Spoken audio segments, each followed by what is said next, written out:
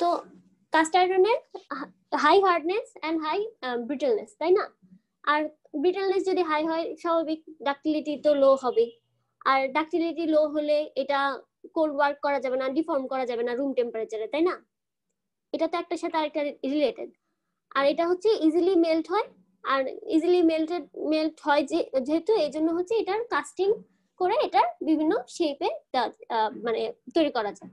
আর এটা হচ্ছে cheapest alloy. এগুলাই হচ্ছে একটা টিপিক্যাল প্রপার্টিজ। তারপরে যেটা সেটা হচ্ছে ক্লাসিফিকেশন অফ কাস্ট আয়রন। আচ্ছা, আরেকটা টপিক, মানে আমি ওইটা হয়তো বা ঘুরিয়ে বলা যায়, যেমন হচ্ছে ইমপিউরিটিস ইফেক্ট অন কাস্ট আয়রন। হ্যাঁ, তো এখানে আমি যে কিছু অন্য কন্টেন্ট যেগুলো পড়িয়েছিলাম না, যে কাস্ট আয়রন কন্টেন্ট, ওখানে ছিল কার্বন, সিলিকন, ম্যাঙ্গানিজ, তারপর সালফার। এগুলো তো কাস্ট আয়রনের মধ্যে থাকে। কাস্ট আয়রনের মেইন কম্পোনেন্ট কি? আয়রন, তাই না? মেইন কম্পোনেন্ট হচ্ছে আয়রন। আয়রনের মধ্যে কার্বন থাকে। কার্বন হচ্ছে একটু বেশি অ্যামাউন্টের থাকে আর কি কাস্ট আয়রনে, আর স্টেইনলেস স্টিলে একদম কম থাকে, স্টিলে কম থাকে। আর যখনই হচ্ছে এই অ্যামাউন্টটা 2.14% বেশি হয়ে যায়, তখনই তো এটা কাস্ট আয়রন বলি, তাই না? আয়রন আয়রন কার্বাইড ডায়াগ্রাম তো আমরা পারি সবাই, তাই না? জি স্যার ম্যাম। আচ্ছা, তাহলে হচ্ছে এখানে বাকি যে ইম্পিউরিটিস গুলা, যেমন silicon, manganese, sulphur, phosphorus, copper, magnesium, nickel, chromium, যেগুলো ছিল আগের স্লাইডটাতে আর কি আছে। আমি স্লাইড ওই লোড হওয়ার জন্য আমি স্লাইড গুলো ভাগ করে নিই আর কি, এজন্য লোড তাড়াতাড়ি হওয়ার জন্য আর কি। ওই পেজটা এখানে নেই, আমি পরে অ্যাড করে দিব আবার সব। তো ওগুলা কি? ওগুলা তো ইমপিউরিটিস, তাই না? তো কাস্ট আয়রনের ইমপিউরিটিস, এই ইমপিউরিটিস এর জন্য তো কাস্ট আয়রনের একটা ইফেক্ট পড়বে।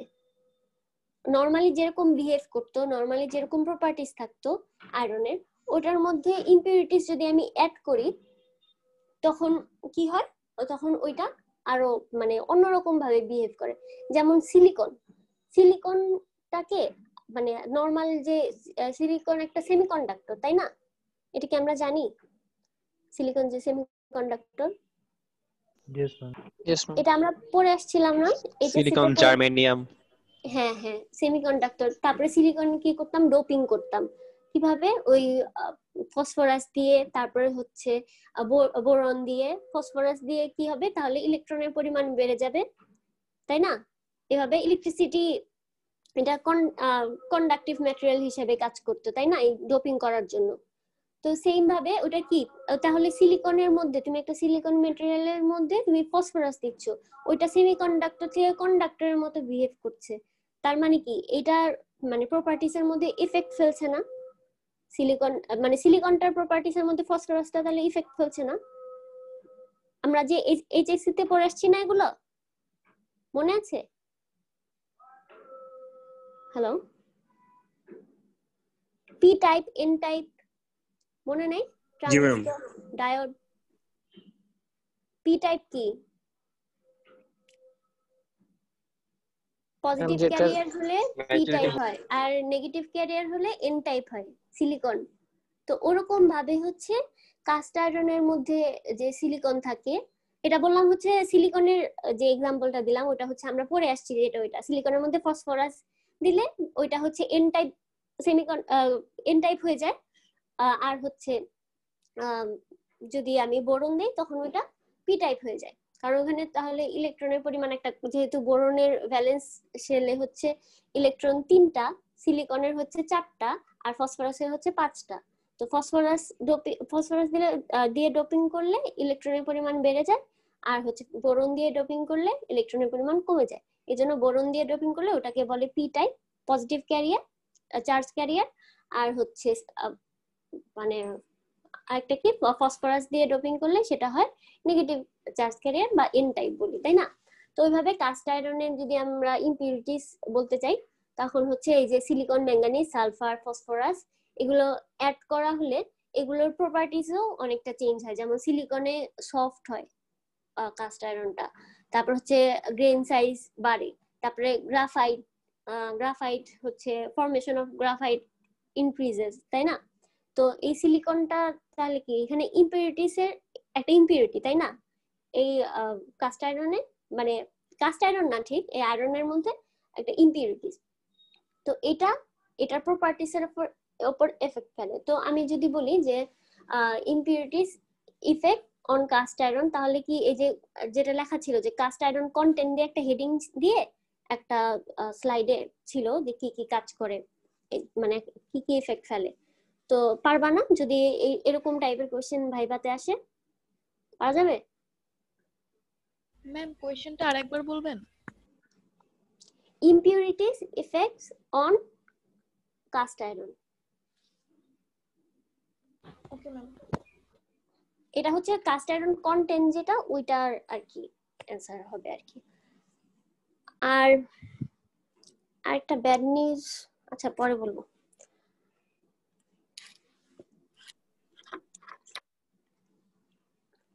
আচ্ছা, ক্লাসিফিকেশন অফ কাস্ট আয়রন, তো এটা কিসের উপর ডিপেন্ড করে? Carbon content, presence of allowing element.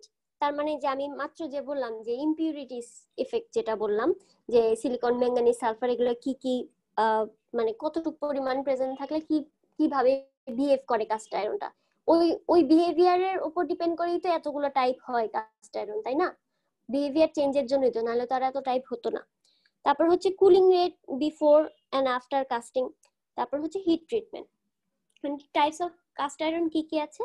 White cast iron, তারপর হচ্ছে grey cast iron, malleable cast iron, nodular বা ductile cast iron, alloy cast iron. এতটুকু পর্যন্ত আমি যা যা বললাম বোঝা যাচ্ছে? ক্লিয়ার? Yes. আচ্ছা,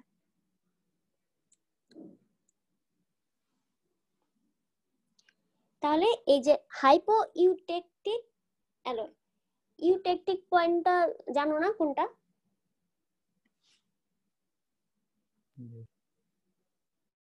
কোনটা এখানে ইউটেকটিক পয়েন্টটা? তিনটা স্টেট যখন একসাথে কোএক্সিস্ট করে। 4.3% ম্যাম। at 1130 degrees Celsius. 4.3। আর এখানে কাস্ট আয়রনের রিজিয়ন কোনটা? 2.04 থেকে ম্যাম। 2.14 থেকে। জি ম্যাম। এখান থেকে এই পর্যন্ত হচ্ছে কাস্ট আয়রন। ম্যাম ওটা তাই না? এইখানে 2.14 দেয়া আছে, কোথাও কোথাও 2.00 দেয়া আছে, কোনটা? আচ্ছা সমস্যা নেই, একটু সমস্যা নেই। তারপর হচ্ছে এই সাইডে হচ্ছে হাইপো ইউটেকটিক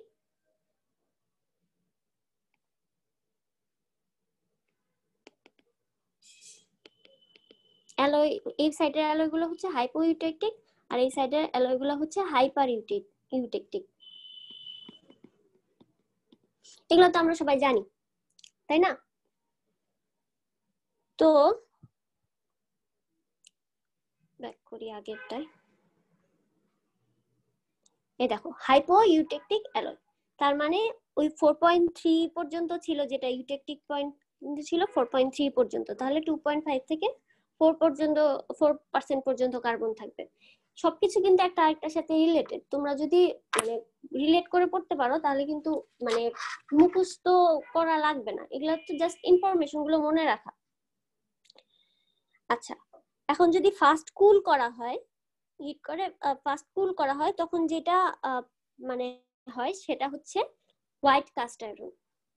হ্যাঁ, এই হোয়াইট কাস্ট আয়রনের মধ্যে কি কি থাকে? সিমেন্টাইট থাকে আর হচ্ছে পারলাইট থাকে। পারলাইটটা কি?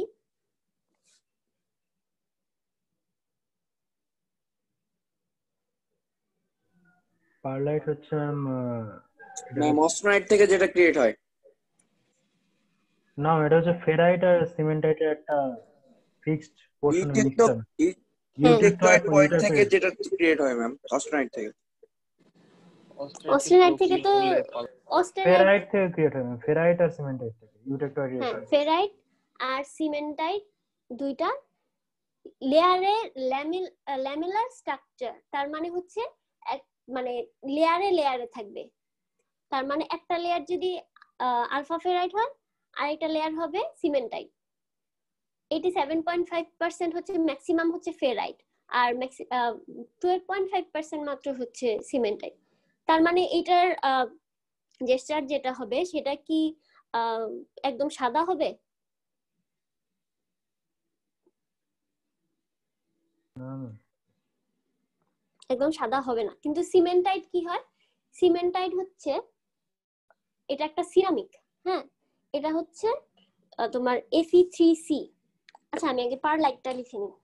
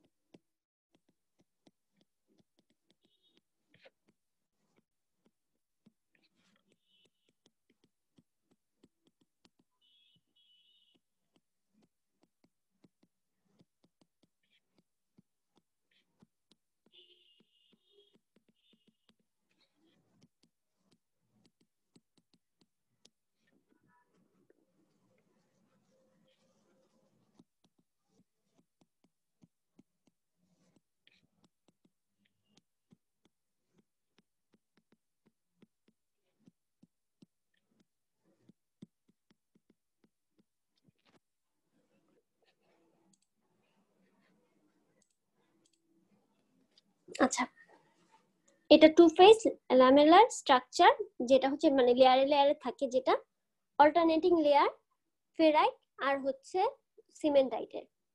আর এটা স্টিলেও দেখা যায়, কাস্ট আয়রনেও দেখা যায়। তো এরকম যদি লেয়ার হয়, এরকম লেয়ার হলে এখানে যদি আলফা ফেরাইট থাকে, এখানে থাকবে Fe3C মানে সিমেন্টাইট। আর এখানে যদি সিমেন্টাইট থাকে, এখানে থাকবে ফেরাইট। এভাবে।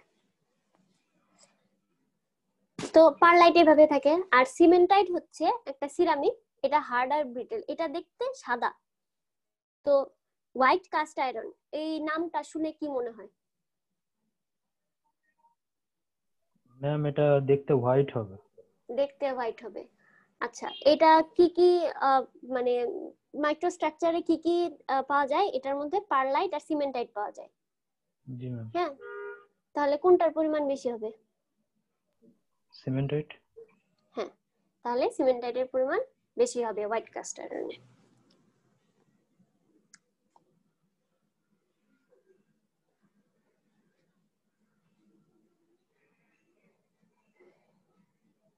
আচ্ছা, এটার মধ্যে হচ্ছে গ্রাফাইট থাকে না, ডাক্টিলিটি তো থাকে না, এটা ব্রিটেল, অনেক হার্ড এন্ড ব্রিটেল। আর এটা হচ্ছে ফাস্ট কুল করা হয়। ফাস্ট কুল করার পর যেই কাস্ট আয়রনটা পাই সেটা হচ্ছে হোয়াইট কাস্ট আয়রন।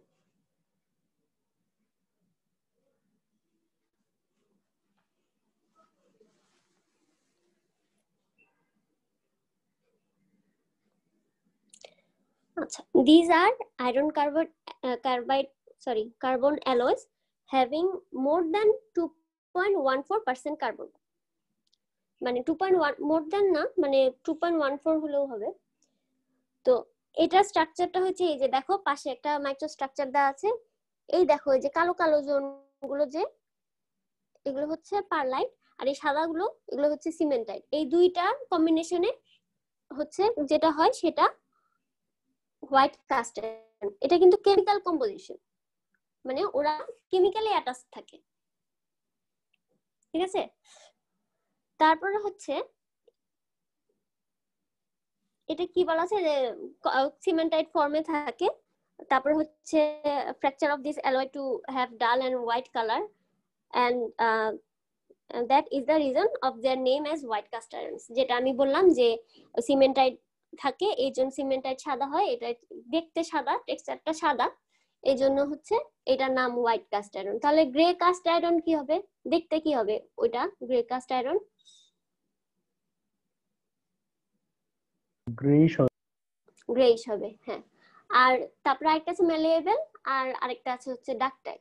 তা আমরা প্রপার্টিজ জানি না, ম্যালেয়েবল প্রপার্টিজ, ডাকটাইল প্রপার্টিজ, তার মানে ওই কাস্ট আয়রন গুলো হচ্ছে ওই প্রপার্টিস এর উপর বেস করে ওই কাস্ট আয়রন গুলোর নাম হয়েছে।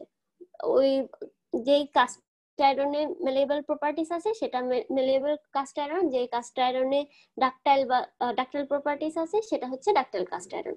তো নাম দেখে আমি একটা প্রপার্টিস তো এমনি বলে দিতে পারি, তাই না?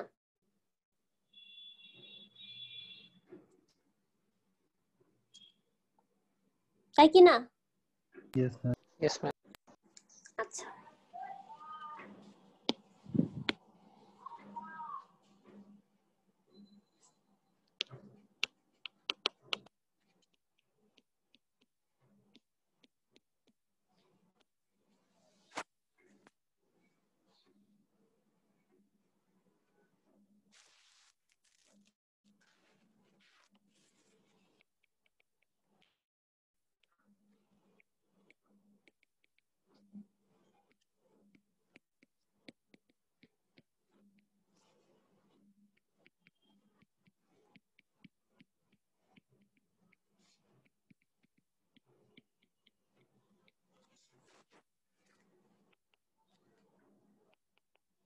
হাইপো ইউটেকটিক অ্যালয় মানে হচ্ছে ওই ইউটেকটিক যে পয়েন্টটা ওইটার হচ্ছে তোমার 4.3% এর কম হবে হচ্ছে কার্বনের পরিমাণ, তখন হচ্ছে ওটা হাইপো ইউটেকটিক অ্যালয়। যদি এর থেকে বেশি হয় তখন হচ্ছে হাইপার ইউটেকটিক অ্যালয়।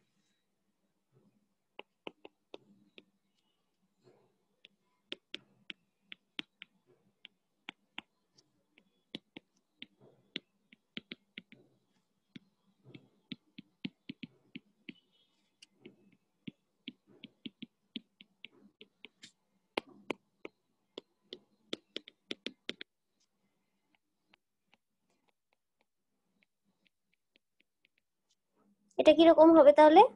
ও আচ্ছা, আরেকটা কথা বলে দিই। এই কাস্ট আয়রন থেকে আমি যেই কোশ্চেনই করি, আমি হোয়াইট কাস্ট আয়রন কি ডিফাইন ধরলাম, যে লিখলাম যে define white cast iron, define grey cast iron, discuss the properties of grey cast iron বললাম। আমি কাস্ট আয়রন বললাম, তার মানে আমি বললাম যে মাইক্রোস্ট্রাকচারটা আঁকবা তুমি, আমি বলি আর না বলি। বোঝা যাচ্ছে? Yes.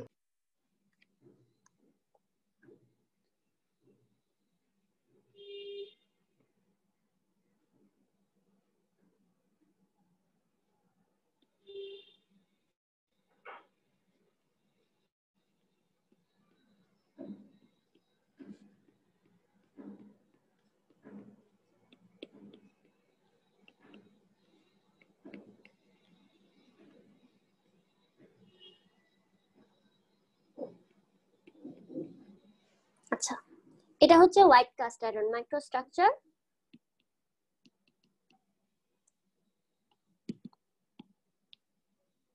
Micro structure off white cast iron. Ma'am আচ্ছা, সিমেন্ট এটা হোয়াইট পোর্শন না ম্যাম? হ্যাঁ তাহলে ভালো বলছো, গুড। এটা হচ্ছে সিমেন্টাইট, আর এটা কি বললাম যে লেয়ারে Perlite, লেয়ারে ma'am. থাকবে? পারলাইট। তাহলে কি মাইক্রোস্ট্রাকচার রাখলে এই দুইটা নাম উল্টাপাল্টা হবে এখন? ও ম্যাম। আচ্ছা, মুছে দিলাম board.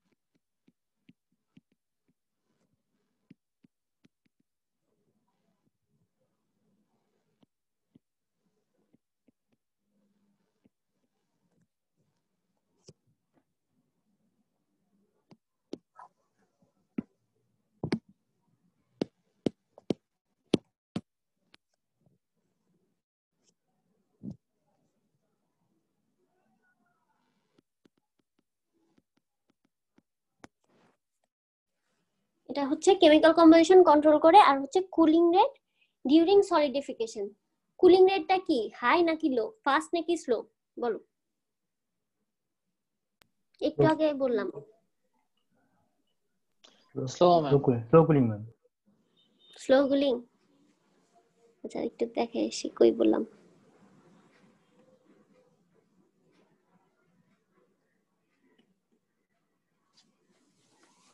Fast cooling, ma'am. Fast cooling. Rapid cooling ma'am first. আচ্ছা তাহলে এটা বোঝা গেল।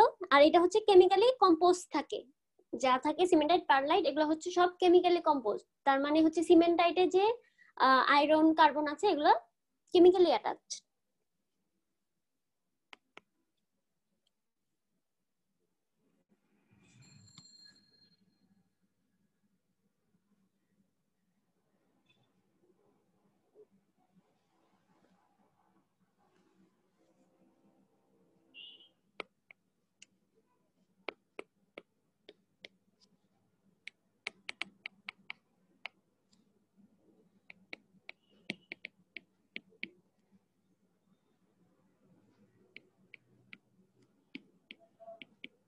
আমি একটু 5-10 মিনিট আজকে একটু বেশি ক্লাস নিব। পরীক্ষা আছে কোনো আজকে? Hello hello. না ম্যাম, আচ্ছা ঠিক আছে, নাই।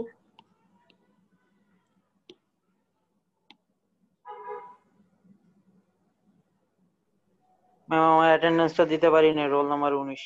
আচ্ছা ক্লাস শেষ হলে তুমি আমাকে বলো, সমস্যা নেই, দিয়ে দিব। কিন্তু মেসেজ চলে গেছে তোমার।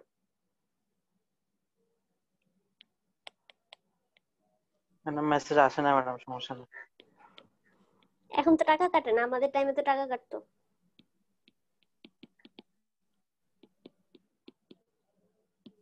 টাকা অন্য জায়গাতে কাটে আর কি।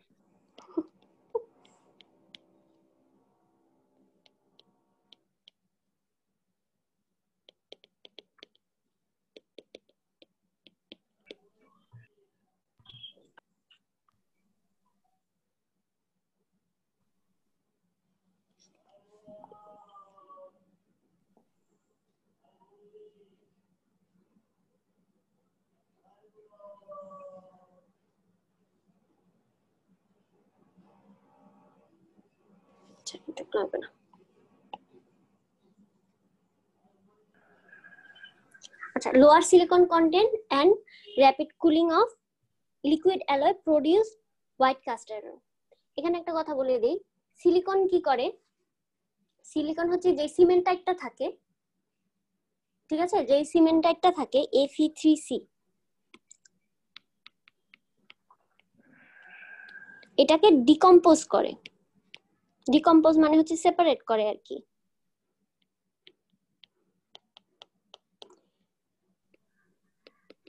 আয়রন আর হচ্ছে কার্বন, এই কার্বনটা হচ্ছে গ্রাফাইট।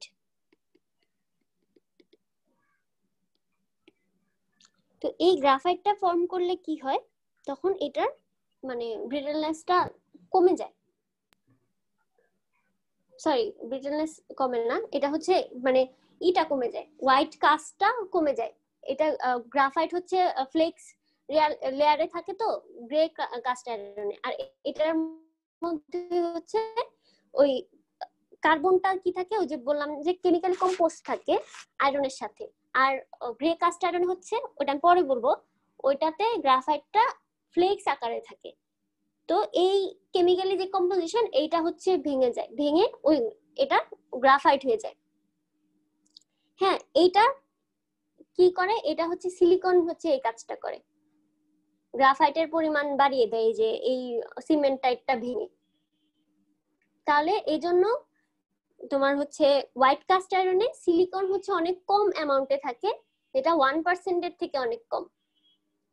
সিলিকনের কাজ কি, ইমপিউরিটিস ইফেক্ট, যেটা আমি প্রথমে বললাম, সিলিকনের কাজ হচ্ছে মেটালটাকে সফট করে, আয়রনটাকে সফট করে, তারপর হচ্ছে হিট স্টেবিলিটি দেয়, মানে সহজে এই করে না, মানে হিটে ওর স্ট্রাকচার চেঞ্জ হয় না, হ্যাঁ মেল্ট হয় না।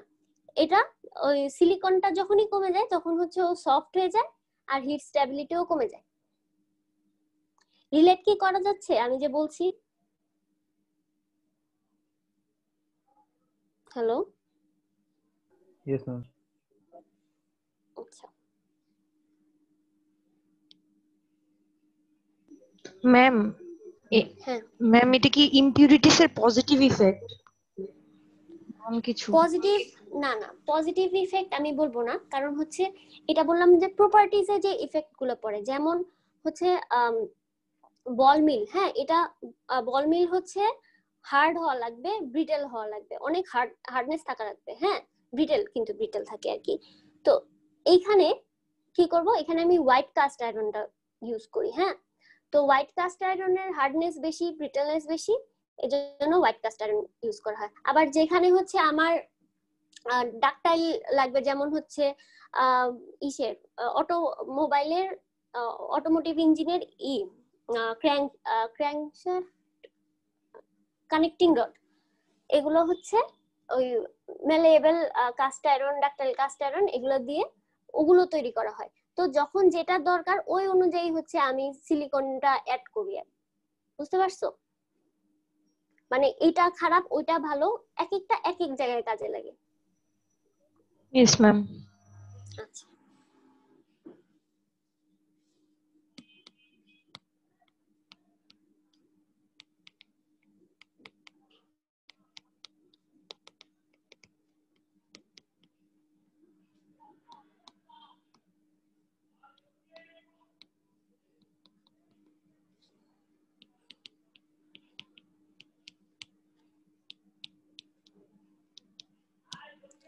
আচ্ছা যখন এটা ফ্র্যাকচার হয়, তার মানে ক্র্যাক প্রপাগেট হয়, তখন দেখা যায় যে এটার ওই ভিতরে হোয়াইট ফ্র্যাকচার সারফেসই আর কি দেখা যায়। তো এটাই মুছে দিলাম আমি বোর্ড। ম্যাম হ্যাঁ বলো। ম্যাম ওই রিঅ্যাকশনটা একটু বুঝাবেন ম্যাম? ডিকম্পোজ। ও ডিকম্পোজ হচ্ছে যখন আমি সিলিকনের অ্যামাউন্টটা বাড়িয়ে দিই, তখন এই কেমিক্যাল, আমি কি বললাম যে হোয়াইট কাস্ট আয়রনে যে কার্বনগুলো ওগুলো হচ্ছে কেমিক্যালি বন্ডেড থাকে আয়রনের সাথে, তাই না? এই যে Fe3C এটা হচ্ছে সিমেন্টাইট, সিমেন্টাইটের পরিমাণ বেশি থাকে, তাই তো দেখলাম যে হোয়াইট কাস্ট আয়রনে সাদা পরিমাণ, মানে সিমেন্টাইট যেটা সিরামিক ওইটা টেক্সচার হচ্ছে সাদা, তাই না? তো সিমেন্টাইটের পরিমাণ বেশি থাকে। তো সিলিকনের অ্যামাউন্ট যদি 1% এর বেশি হয়ে যায়, তখন দেখা যায় যে এই সিমেন্টাইটটা Fe3C তো হচ্ছে সিমেন্টাইট, তাই না? এটা হচ্ছে সিমেন্টাইট, এটা ভেঙে আয়রন আর হচ্ছে গ্রাফাইট হয়ে যায়, এই কার্বনটা আলাদা হয়ে যায়। ক্লিয়ার? Yes ma'am.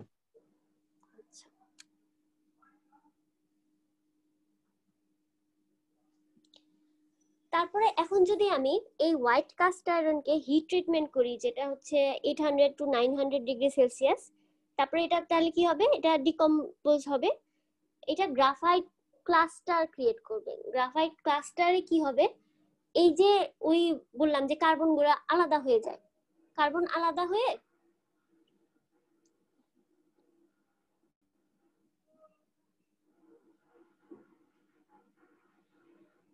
এই যে হোয়াইট কাস্ট আয়রন থেকে যে reheat and hold for 30+ hours.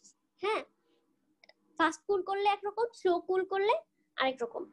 এটা হচ্ছে এই গ্রাফাইট গুলো যেটা বললাম যে সিমেন্টাইট ভেঙে যায়, সিমেন্টাইট ভেঙে গ্রাফাইট গুলো থাকে, ওগুলো কি করে একটা ক্লাস্টার আকারে থাকে, গুচ্ছ আকারে থাকে।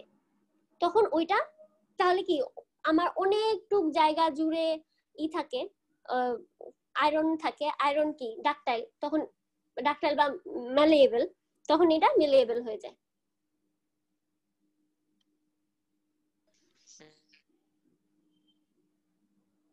তাহলে it is used to produce malleable cast iron.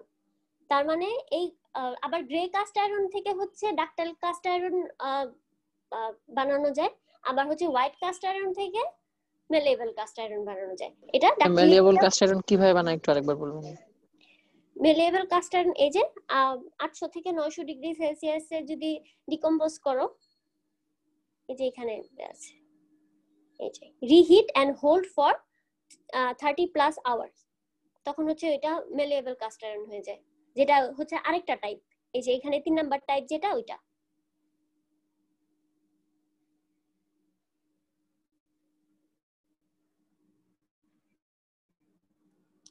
আচ্ছা, এখানে কাস্ট আয়রনের কম্পোজিশন গুলো দেওয়া আছে। কার্বন 2.5%, ম্যাঙ্গানিজ 0.4%, ক্রোমিয়াম 17%, এগুলো তো দেখতে পারবা। তারপর হচ্ছে কাস্ট আয়রনের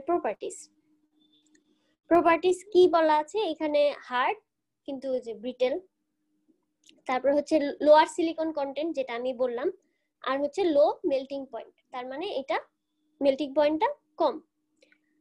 তারপরে কি বলা আছে যে large particle that increase the hardness of the cast iron, তার মানে হচ্ছে ওই হোয়াইট কাস্ট আয়রন ফর্ম, তার এই সিমেন্টাইটটা বেশি আকারে থাকে। Carbon present in the white cast iron forms large particles that increase the hardness of the caste iron. তার মানে ওই যে কার্বনের পরিমাণ বাড়লে, আমরা জানি যে আমরা থেকে কি জানি, এই যে আয়রন কার্বাইড ডায়াগ্রাম থেকে কি জানি, এই যে আয়রন, এটা কার্বনের পরিমাণ হচ্ছে এক্স অ্যাক্সিসে হচ্ছে কার্বনের পরিমাণ, এটা যত বাড়ছে তত হচ্ছে ডাক্টিলিটি কমছে, ব্রিটেলনেস বাড়ছে, তাই না? তাহলে এখানে কার্বনের প্রেজেন্সের জন্য এটা হার্ডনেসটা বেশি, ব্রিটেলনেসও বেশি। আর এটা হচ্ছে অ্যাব্রেসিভ রেজিস্ট্যান্স, আর এটা কস্ট ইফেক্টিভও। তা হার্ড অ্যান্ড ওয়্যার রেজিস্ট্যান্স এটা তো আমরা জানি। তারপরে এটা যেহেতু হার্ড সেহেতু এটা মেশিনিং করাও অনেক টাফ। ব্রিনেল হার্ডনেস নাম্বার হচ্ছে 375 to 600। তারপরে এটা টেনসাইল স্ট্রেংথ হচ্ছে 20,000 to 70,000 psi। তারপর কম্প্রেসিভ স্ট্রেংথ হচ্ছে 20,000 to 20,000 না, সরি, এটা হচ্ছে 2 লাখ। হ্যাঁ, তো 2.5 লাখ আর কি, 2 লাখ থেকে 2.5 লাখ পিএসআই। তারপর এটা লিমিটেশনস গুলো কি, যে এটা অনেক ব্রিটেল, তাই না? এটা তুমি মেশিনিং করতে পারবা না। তো মেশিনিং করতে পারবে না মানে তুমি এটা লেদ মেশিনে তুমি কাস্ট আয়রন তুমি শেপ করতে পারবে না। কাস্ট আয়রনের জন্য তোমার কাস্টিং করতে হবে। কাস্টিং কিভাবে করো? ওই যে এর আগে যে বলেছিলাম যে কিউপোলার ফার্নেস, ওটা মেল্ট করে তারপরে কি মোল্ডের মধ্যে দিলে ওই মোল্ডটা যেই শেপের হয় ওই শেপে পরে ওই কাস্ট আয়রনটা মানে হয়ে যায়। আর এটা হচ্ছে কমপ্লিটলি হোয়াইট কাস্ট আয়রন আর লিমিটেড ইন ইঞ্জিনিয়ারিং অ্যাপ্লিকেশন আর কি। তো যেটা হচ্ছে কারণ এটা অনেক বেশি ব্রিটেল হওয়ার কারণে এটা ইঞ্জিনিয়ারিং অ্যাপ্লিকেশনে তোমার এটা ইউজ করা হয় না বেশি, কারণ এটা তো ভেঙে যেতে পারে। ব্রিটেল গুলো তো মানে ইলাস্টিসিটি একদমই নেই, এটা ভেঙে যেতে পারে।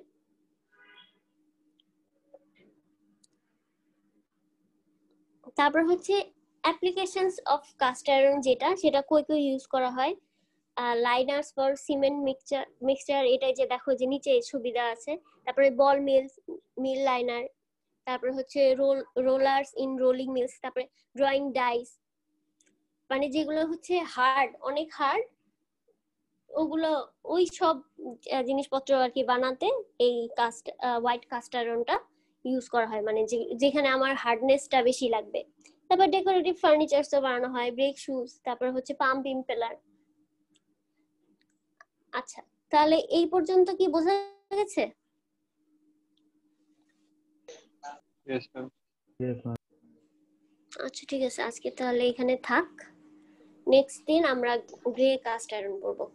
কারো কোনো প্রবলেম থাকলে বলতে পারো। এম কিউ বেড নিউজ বললেন।